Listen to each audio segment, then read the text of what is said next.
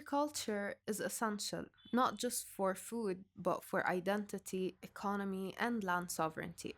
Welcome to this episode where we explore how agriculture is a powerful instrument of control, resistance, and geopolitics.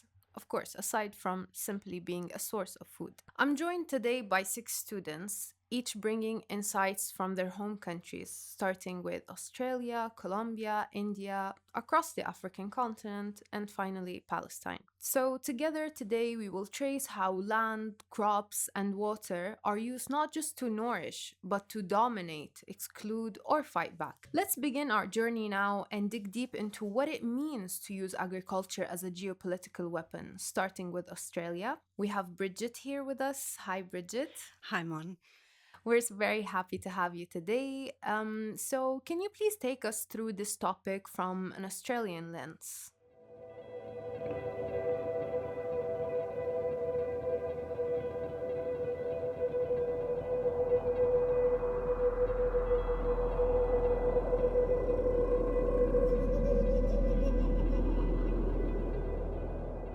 I'd like to begin with our acknowledgement of country, which is an respectful tradition in Australia where we acknowledge that we're on Aboriginal land. This podcast begins with an ancient story about a living people with the oldest continuous culture on earth and their relationship with their land.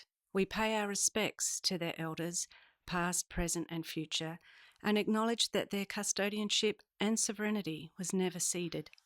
Always was, always will be Aboriginal land. More than 10 years ago, in 2014, Australian writer Bruce Pascoe published a book named Dark Emu. Now, he took this title from the name that Australia's First Nations people give to the space that's between the stars that shine over the Southern Hemisphere. This book challenged the colonial narrative that Australia's first people had no concept of attachment, ownership or relationship to their land, or even that they engaged in any agricultural or farming practices. For the European invader, of course, framing Aboriginal people as primitive and nomadic hunter-gatherers with only a loose connection to the land, this was a really convenient position for those who wished to claim and colonise it. Indeed, Australia was founded on a classical geopolitical construct called terra nullius, a term meaning empty land. And it was a premise which was eventually actually overturned in 1992, nearly 200 years after the First Fleet first arrived. This decision was a High Court ruling granting Aboriginal land rights and was named after Eddie Mabo and is known as the Mabo decision. So fast forward 25 years, Bruce Pascoe's book Dark Emu was framed from a more critical geopolitical framework. He did not present this landscape as simply just a redrawn map, but instead as a living, breathing entity, deep in relationship with its first people. He collected evidence, and ironically, he got this evidence from early colonial explorers' journals, and he found this evidence that first people did in fact farm the land. And he called for a revision of the way modern Australia viewed their constructed history. This challenge for a nation, which was founded on Western ideologies from merely the last 200 years only, this research that uncovered 65 millennia of farming practices was unsurprisingly met with passionate objections and vocal divisiveness. There are not many books that change the way people think. The common perception of our people as being hunters and gatherers needed a revision. The book had a very interesting impact. It really opened a great can of witchetty grubs. Bruce Pascoe is probably Australia's most successful con man. We're going through great change in Australia at the moment, and I just got caught up in the fight. It's obviously the work of an untutored scholar in this field. Going after Bruce Pascoe's Aboriginality was a cheap shot. We are just scratching the surface. Genius engineering. They're the oldest bakers, and I think that's incredible.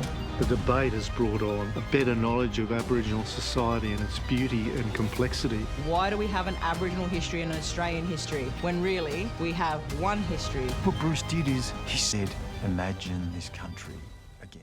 The most sensational and reactive arguments came from Australia's conservative voice.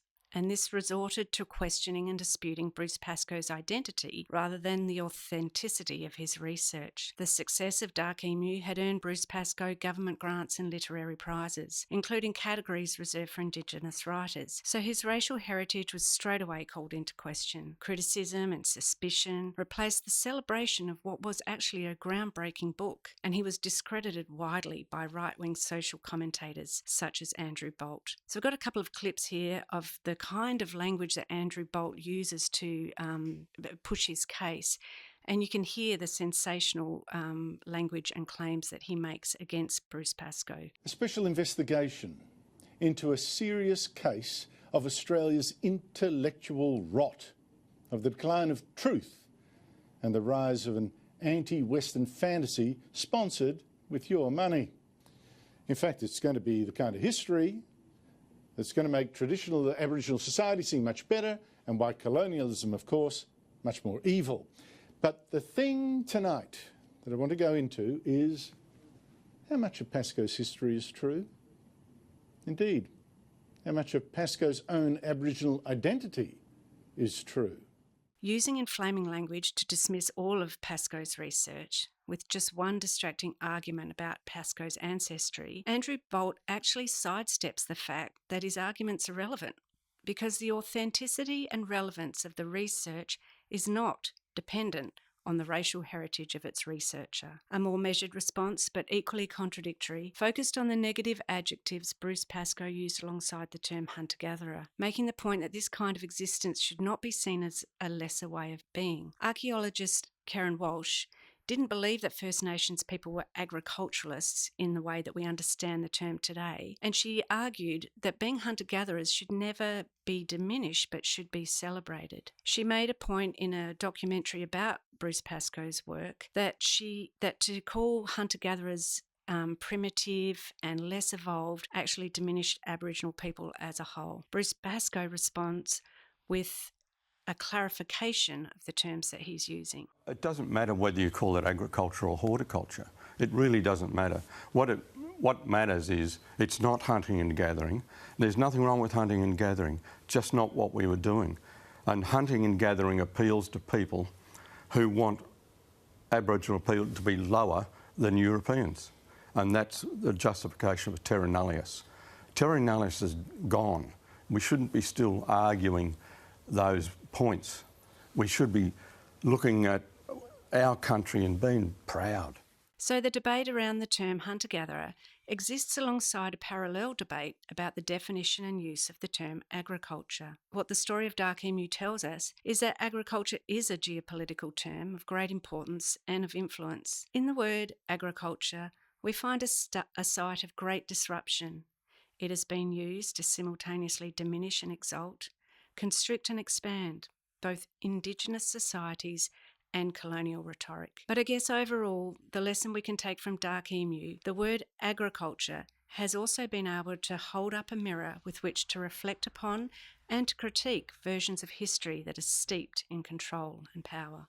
Tilled, stooped, terraced, bushels, agricultural words, deliberately left out of our history that we teach our children. Director of the documentary The Dark Emu Story, Alan Clark, reflects, sadly, people have been denied that knowledge and that history. He made the documentary to reaffirm the work that Bruce Pascoe had done in bringing an alternative story, an alternative history to modern Australia. For Bruce Pascoe, it seems that the story of the past was always about the future. And I love this final quote that I'm going to include here today, from Bruce Pascoe himself. What Aboriginal people were doing was very unusual in the world, and I want Aboriginal kids to know these things so they have more pride in their ancestors. The more we learn about our country, the better they will be able to look after it.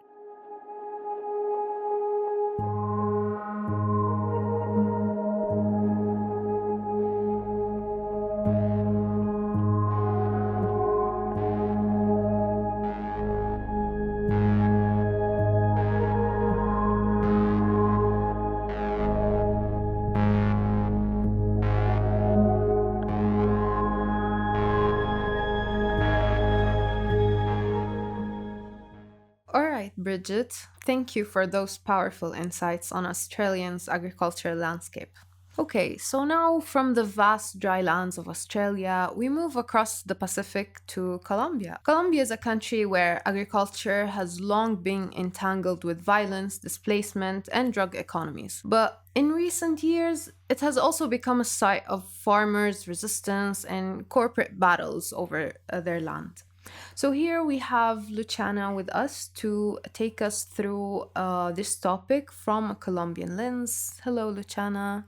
Hello, and thank you. Well, another example of how agriculture can be used as a geopolitical weapon involving power and control is the Colombian one. There, the use of aerial fumigation leads to the fear of Coca conflict together with the worry for possible harm to the environment and the health of the population linked to the spraying of glyphosate. But let's take a step back. According to the World Drug Report 2024, published by the United Nations Office on Drugs and Crime in 2022, in Colombia could be found more than 60% of the illegal plantation of coca at a global level, becoming the world's biggest producer of cocaine. The production of cocaine in Colombia has registered a sharp increase. In 2021, a rise of 43% in the use of land was dedicated to coca cultivation, more than in 2020, reaching a record. Furthermore, the cultivation techniques have become more efficient and laboratories producing cocaine have become larger. The Colombian government was promoting the campaign La Mata que Mata, referring to the plant of cocaine as a killer of life, as a weapon from the government to manipulate the Colombian population and convince them of the need for the aerial fumigation with glyphosate, despite the severe negative consequences to their health, all with the purpose of following the American guidelines focused on the wars against drugs. This reveals the historical geopolitical influence of American policies and interests and their impact on the policies of Colombia at any cost. The most vulnerable pay the consequences. The Colombian farmers do not have access to job opportunities, and due to the low pay rates in the agricultural sector and the poverty caused by the corruption in the country, one of the better paid alternatives in financial terms is to dedicate themselves to the cultivation of coca. This way, they are positioning themselves as the objective of the government to justify their efficient work in front of the American government so they can continue providing funds and arms. My daughter came looking for me and told me her little sister was throwing up. I asked why and set off running. She was vomiting blood. It was blood, and she had a fever. I took her to Lago Agrio, but she died as she was being taken to the hospital. A year later, her 3-month-old baby also died. She blames Colombian authorities for their deaths. There are multiple cases like the testimony we heard, where innocent people, including children, are taken to death because of these aerial sprayings, scientifically proven to cause serious problems to human health, but also animals, crops, and land. Because of this situation, many Colombians left their homes and become many times the internal displaced population, looking for a life in cities that do not offer options that match their agricultural skills and experience, being subject to discrimination and violation of their human rights. All of this as a consequence of the propaganda La Mata que Mata, a product of popular geopolitics that shows how historically the American policies impact the daily life of Colombians under the idea of the war against terrorism and drugs. This slogan translates the plant that kills, but in reality, the plant itself that does not kill. Instead, the American government, with their geopolitical influence in Colombia and their policies, is the one causing the death of their own population just to satisfy the American interests and policies. This slogan was reproduced for several years on TV, radio, commercials, and all kinds of posters and propaganda all over the country. It was even taught in schools. This is the impact of popular geopolitics in Colombia following the historical relations of geopolitical domination regulations and influence from America and their interests. Okay, wow. Thank you so much, Luciana, for shedding light on the dynamics in Colombia and sharing these interesting facts. Indeed, Colombia's story, it echoes far beyond our humble knowledge, honestly. So thank you very much. All right, so next we head to India, where agriculture isn't just an occupation, it's the backbone of society, basically. Here I have with me Enzamur Khan that can take us through the case of India. Khan, over to you. Okay, I want to tell you that India's situation is a little bit different from Colombia, but it shows how agriculture can quietly operate as an geopolitical weapon in a way we don't always see on the surface. I want to focus on the farmers' protest of 2020 and 2021, which grew into what many called the world's largest protest. It wasn't just a few rallies, we are talking about millions of farmers, especially from Punjab and Haryana, camping out on the highways surrounding the capital city of Delhi for over a year. At the heart of it were three new agriculture laws passed by the Indian government in September 2020. Those are the Farmers Produce Trade and Commerce Promotion and Facilitation Act, which allowed farmers to sell their product outside the government regulated market. The Farmers Empowerment and the Protection Agreement on Price Assurance and the Farm Service Act, which promoted contract farming between the farmers and private buyers. And the last one, the Essential Commodities Amendment Act, which reduced government control over food stock, peeling, and pricing. These laws were supposed to modernize farming, giving farmers more freedom to sell directly to private buyers outside the traditional government regulated market. Sounds good, right? Yeah, on paper it sounds like more options for farmers, but I don't get it. So why were they so angry about it? That's the big question. The government farm it as giving farmers more choices. But for many farmers, especially small and medium scale one, it felt like the opposite of freedom. They feared that removing government protections would push them into the hands to big corporation. Imagine you are a small farmer used to selling your wheat at a guaranteed price in government markets and suddenly that guarantee disappear. Now we're left negotiating with private buyers who can set the terms. Farmers worried this would lead the price manipulation, lower incomes, and eventually losing their land because of mounting debt. There's also a history behind this fear. Indian farmers have already been struggling for years with high debts, crop failures, and farmer suicides. Between 1995 and 2019, over 300,000 farmers reportedly took their own lives in India due to economic distress. So, when these new laws arrived, farmers felt it was yet another attack, a way of shift agriculture from being community based to corporate control. All right. So it wasn't just about three laws. I think it sounds like a tipping point after 3 years of crisis, no? Exactly. The laws become a symbol of a bigger fight over who controls food, land, and agriculture systems. And this is where we see agriculture becoming a silent geopolitical weapon, not though military force, but by rewriting the rules of markets and ownership. The farmers responded with incredible organization.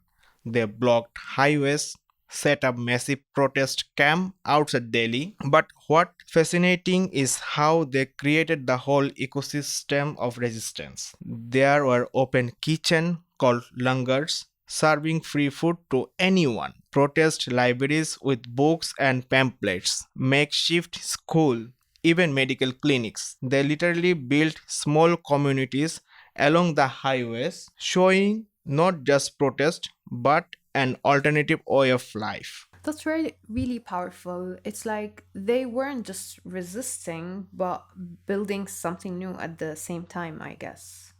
Exactly. And it challenged the state in an unusual way. But the government didn't back down easily. They tried to suppress the movement through multiple tactics. Internet shutdowns at protest site, blocking road with spikes and concrete walls, surveillance media narratives calling protesters anti-national or extremists. All of this reveal how agriculture is tied not just to economics but to national identity, power, and control. The state was not just protecting economic policy, it was defending a vision of development tied to corporate interests. And when farmers rejected that vision, it became political. It's similar in some way to Colombia and Palestine. For example, agriculture becomes a way to assert dominance, silent dissent, or control territory without needing military weapons. Instead, the tools are laws, markets, access to water, access to seeds. Okay, and in the case of India now, what was the outcome? Well, after a year of protest, and after over 700 farmers reportedly died. During the movement, the government finally agreed to repeal the three laws in November 2021. It was seen as a major victory for the farmers, but many farmers leaders said the struggle was not over because deeper problems remain: mounting debt, crop price volatility, climate change, water shortages. Even with the laws repealed, the underlying fight over who controls agriculture, who profits from it, and who gets to stay on their land, this struggle continues. In India, it also highlights how resistance is organized through food itself.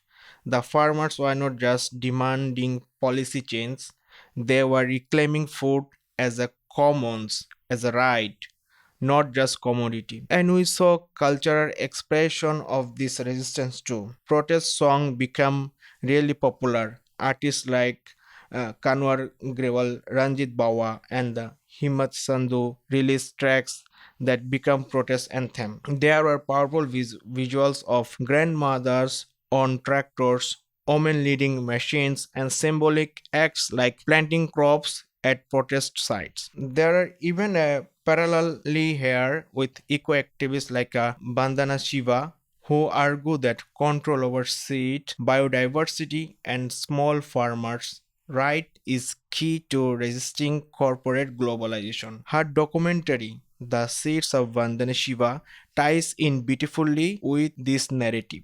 Okay, what a great connection. I was going to ask if any documentaries or films cover this movement actually. Yes, while no big budget film has been made about this protest yet, there are several powerful short documentaries and video reports. For example, Vice News and Al Jazeera have great videos explainers on YouTube. DW documentary did a really thoughtful piece called India's farmer protest, the world's largest protest. And photojournalists captured stunning images: farmers sleeping under tractors, women cooking in massive pots, barricades covered in protest flags. There is also music. Like I mentioned, protest song played a very big role in the untaining people. Songs like Kisan Anthem or Asi Vadanj by Himmat Sandhu become viral, giving the movement an emotional and cultural voice.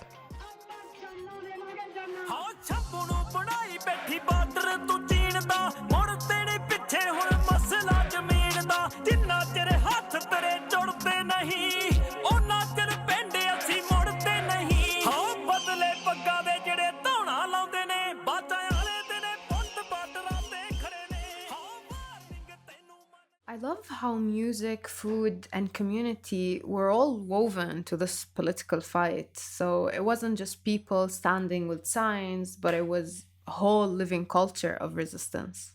Yes, and I think that's why it's resonated globally. It showed how agriculture is not just an economic sector, it's a battleground for sovereignty, dignity, and survival. And it shows that a silent weapon doesn't mean an invisible one. It's silent because it operates through systems, politics, law, not the visible violence, but its impact is profound. When a government change agriculture policy, it's not just adjusting trade. It's reshaping who eats, who profits, who owns land, and who stays alive. And that makes agriculture one of the most powerful yet under recognized geopolitical tools. Thank you for highlighting the challenges and resistance of Indian farmers, Khan. This is very helpful, so thank you very much. Now we move across the African continent, where agricultural policy, foreign control, and climate realities intersect in complex ways. Here in the studio, we have with us Suleiman and Omar to take us through the topic from an African lens. Hello, guys. Can you please share your thoughts with us?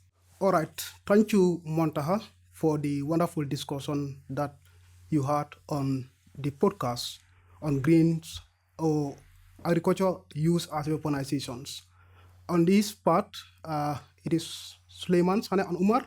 We are discussing on the topic as it is discussed before. Our main focus will be like grain, guns, and diplomacy, how agriculture is weaponized in Africa.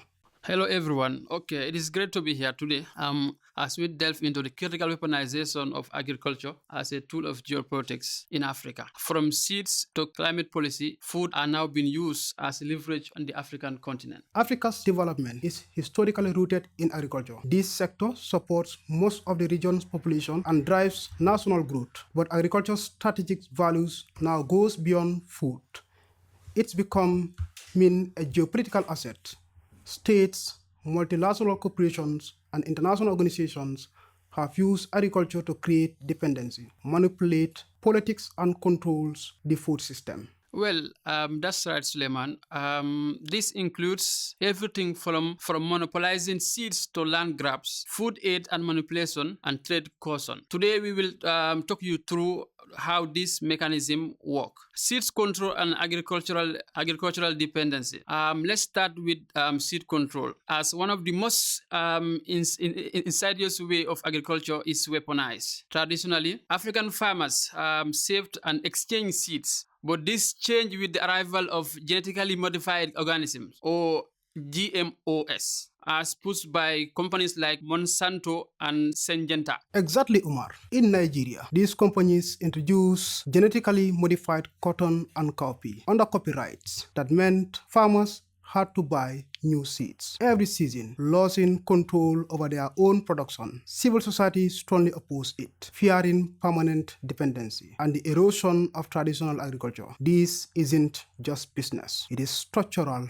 control. Land grabs and sovereignty is another aspect. Another front in this battle, which is land grab. After the 2007-2008 global food crisis, foreign governments, including Saudi Arabia, China, India, rose to buy African farmland. In the countries such as Sudan and Ethiopia, it's like in these countries, millions of hectares were leased to outsiders. Food grown on these lands get exported to investor countries, while local communities suffer displacement and food shortages. This is sovereignty loss disguised as development. Food aid as a political weapon. Food aid saves life during emergencies, but it's also a geopolitical tool. Take Ethiopia's famine in 1983 to 1985.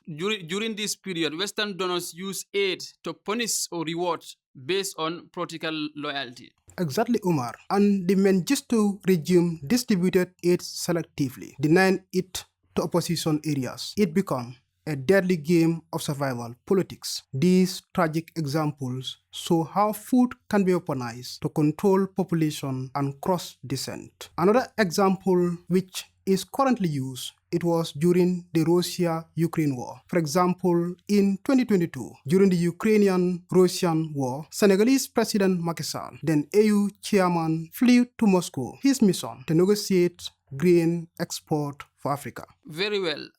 This was more than a diplomacy. It was food diplomacy. It highlighted Africa's vulnerable position in global politics, relying on external grain in times of conflict. It also showed us that food security is now deeply tied to national security. Trade policies and economic cohesion. During the 1980s and 1990s, structural adjustment programs from the IMF and World Bank forced African countries to liberalize trade. This exposed local farmers to unfair global competition. And by liberalizing trade, European and American farmers or government subsidize agriculture, and this allowed them to dump cheap produce in Africa. Meanwhile, local industries collapse. For instance, France at one point in time encouraged West African countries to grow coca and coffee for export while undermining food sufficiency. The result, it led to fragile economies, vulnerable to global price shifts. And this is an example that was given by the renowned author Immanuel Wallerstein. He said the world is divided into three parts: the core, the semi-periphery, and the periphery. Africa is stuck in the periphery, supplying raw materials without processing them. An example of the periphery is Ghana. It produces coca but lacks the capacity to make chocolate. Instead, coca is sent to Europe, turned into expensive product, then sold back to Ghana. This is economic dependency by design. Even climate change adaptation has been weaponized. Africa emits least carbon but suffers from the most. Climate funds like Africa Adaptation Acceleration Program often require using global node technologies. That's right, Umar. These technologies come with patent and conditions, deepening dependency. Instead of supporting indigenous solutions, African countries are locked into external systems that benefit foreign companies more than local farmers. And in conclusion, this evidence is clear. Agriculture is now a battleground. Seed control, land grabs, food aid, unfair trade, and climate funding all play into Africa's geopolitical subjugation. Well, the fight isn't over. Africa can reclaim its agricultural sovereignty by protecting local seeds, rejecting exploitative land deals, and investing in food self-sufficiency.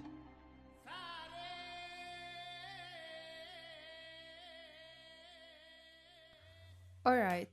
Thank you so much, Omar and Sulaiman, for bringing us this important overview from Africa. So finally, we arrive in Palestine, where agriculture is not only about survival, but also resistance. Here, every olive tree, every drop of water, and every foraged herb is deeply political. I'll be sharing this segment myself, looking at how agriculture there is not only about livelihoods, but also about survival and sovereignty. Let me start with a quote by Raja Shahada, who is Palestinian lawyer and human rights activist, that said, "Control of land and water is control of life." So while the world sees bombs and blockades, there's another war that actually wages quietly. It's in the soil, in the roots, and in the water tanks of Palestine. This is a war that doesn't really scream, but it actually starves. Resistance is not just in protest or politics, it's in the branches of an olive tree or even in the scent of za'atar at dawn. So let me take you through the meaning of an olive tree to Palestine. Since 1967, over 800,000 olive trees have been passed through generations and later, unfortunately, uprooted by the Israeli settlers. So to put you in the frame, the olive tree to Palestine is exactly what the cedar tree means to Lebanon. It's deep roots, it's long memory, it's quite strength, basically. In Palestine, the trees are not just trees. They are considered a connection to ancestors and also a future for their younger generations. Israeli settlers often destroy Palestinian crops, burn olive trees, and attack farmers during harvest seasons. Of course, under the watch and the protection of Israeli soldiers. The violence is not always direct. Sometimes it's even legal. So, legally speaking, Israel uses the Ottoman land laws to declare land as abandoned. That means if the land is not cultivated for, let's say, 3 to 10 years, basically it's considered Israeli land. The issue here is that Palestinians are actually prevented from reaching the land due to military checkpoints or settler violence. So between 1979 and 2002, Israel declared over 90,000 hectares of land in the West Bank as state land, which represents almost, let's say, 22% of the territory. This land was then, of course, allocated to belt settlements. Also, let's add another unequal law, which is the Absentee Property Law of 1950. This law allows Israel to confiscate property if the Palestinian owner was not physically present. In which duration are we talking about? If the person was not present during the 1948 Arab-Israeli War. So all these tools together legally justify what it's in reality land theft. Let's move to, for example, the story of za'atar, or what's scientifically called Origanum syriacum. Za'atar is a wild herb central to Palestinian cuisine and culture. It's not just a spice, it's breakfast, it's tradition, it's the smell of home. And since 1977, Israel has banned the foraging of wild za'atar because it declared it as protected species. Palestinians who get caught while picking it face actually punishment such as fines up to 5,000 shekels, which is the Israeli currency, and that is approximately equivalent to 1,300 USD, or the punishment can even be imprisonment. But this protection is enforced unequally. So what do I mean by unequally? Israeli settlers are rarely fined for foraging, while Palestinians, especially women, are regularly stopped at checkpoints and fined for carrying za'atar. For example, I remember a grandmother in an article that she was describing her story with za'atar and so on, and she said, "I've done this since I was a child. They cannot erase our plants or our past." And there's also another documentary by Jumana Manna, and it's called Foragers, where it captures the struggle and how foraging becomes a quiet act of resistance. It's very interesting if anyone is interested to dig deep into what za'atar means to Palestinian people. So Palestinians see this as more than just environmental policy. It's a direct attack on their traditions, their memory, and of course their land rights. Let me add an interesting fact here depicting the double standards that we're talking about. So Israel began cultivating za'atar in the 1980s for commercial use. The wild herb, once foraged by Palestinian grandmothers, is now grown in greenhouses for supermarkets. Now we have a question here. What equality of environmental protection are we talking about? Also, let's shed light on Jordan. Jordan also lists za'atar as a vulnerable plant, but the criminalization and the cultural appropriation of za'atar is only in Palestine. So this kind of protection is only present in Palestine. I remember in 2019, The Nosher, which is a website that celebrates Jewish food traditions and recipes from around the world, published an article that called za'atar as an Israeli spice. I remember that article triggered outrage on social media because in reality, za'atar is a Levantine spice. It does not actually belong to Palestinians only. Yes, it belongs to the whole Levantine region. So we're talking about Palestinians, Jordanians, Syrians, and Lebanese, but definitely not Israeli. Especially that za'atar is even older than the Israeli state itself. So this is not just criminalization, but it's also a theft of cuisine and culture. What about water? Of course, water is also weaponized. Israel controls actually over 80 or 85% of water resources in the West Bank. Palestinian farmers often have to buy back water from Israeli companies, the water that actually originates on Palestinian land. Even wells and cisterns built without Israeli permit are frequently demolished. The issue here is the Israeli permit is nearly impossible to obtain. So this forces farmers to reduce cultivation or even abandon land altogether. In Gaza, for example, farming is not just hard, it's